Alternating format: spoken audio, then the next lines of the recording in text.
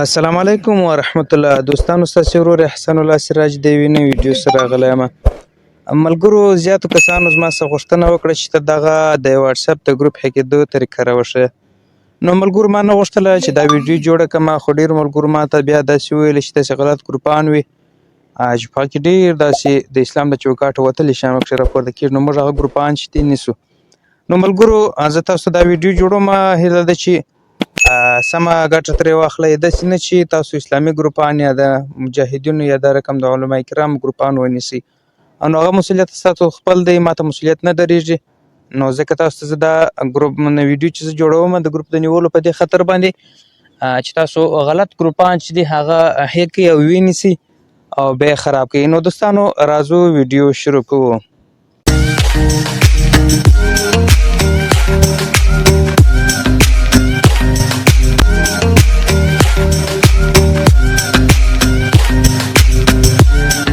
تاسو په خپل موبایل کې واتساپ چې تاسو کله راخلاص کړئ، دغه یو خبره زه تاسو ته کوم ملګرو، ستاسو نمبر چې دی باید پر ساده واتساپ باندې د مسنجر واتساپ چې وایي دې ته پر دغه باید ستاسو نمبر راخلاص وي.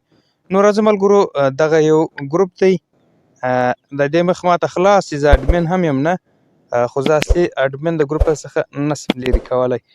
اصلي اډمن تاسو کتلی شئ دوستانو، دا اصلي اډمن دی، زه د ګروپ څخه نه شم لرې کولی، یا هم د اډمنیته شوه کومه نو هېڅ نه شوه کېږي دوستانو. نو دا به موږ په کومه طریقه باندې دا ګروپ دا اډمن د ګروپ څخه شوه کوو. نو ملګرو تاسو به دغه ځای ته راسئ دوستانو، بیا به دلته دغه بټن باندې اوس دوستانو دلته به تاسو یو نوم ورته ولیکئ، هر نوم چې وي.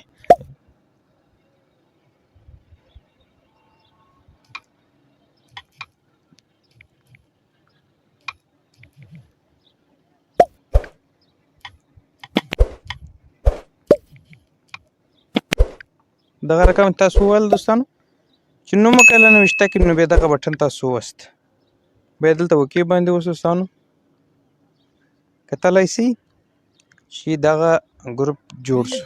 نو اوس راځو دې ته راسئ، دلته به د دې ځای نه اډمن اصلي اډمن تاسو لرې کړئ، نه ایپله به یې اډمن کړئ.